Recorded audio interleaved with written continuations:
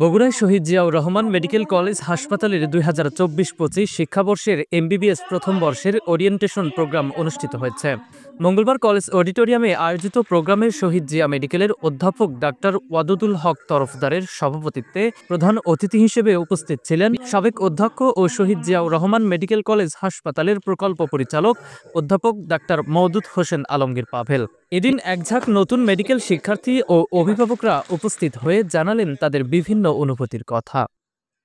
তো আমার আসলে ইচ্ছে যে আমার নিজ জেলার মানুষগুলো সব জায়গার মানুষ সমান, আমার জেলার মানুষের যে চিকিৎসা বা আর্থিক সমস্যা, আমি সেটার জন্য দারিদ্রতার জন্য আমি কম টাকায় যদি সেবা দিতে চাই, আমি বিভিন্ন ভলেন্টিয়ারি করতে চাই বিভিন্ন জায়গায় বিনামূল্যে, যাদেরকে আমি সেবা করে মানে দারিদ্রতার কারণে সেবা করে সত্যি আমি নিজে খুশি ফিল করবো এবং আমার আল্লাহও আমার জন্য দোয়া করবে।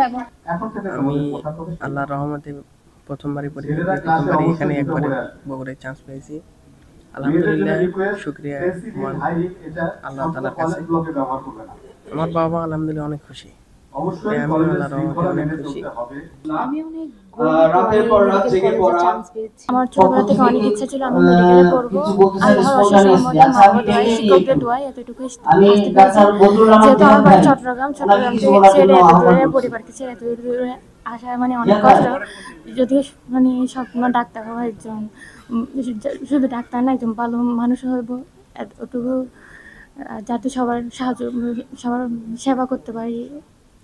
আল্লাহর রহমতে ভালো লাগছে। আমার ছেলে মেডিকেলে চান্স পাওয়াতে আমি খুব খুশি। ভবিষ্যতেও ভালো করুক, সমাজের সেবা করুক, মানুষের সেবা করুক এবং দেশের সেবা করুক, এই কামনাই করি।